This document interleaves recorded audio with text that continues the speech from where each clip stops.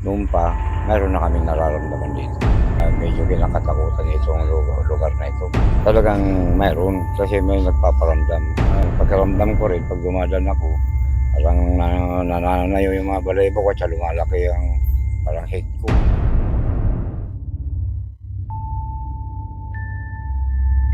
Handa na po kami para harapin kung ano man po yung mga bagay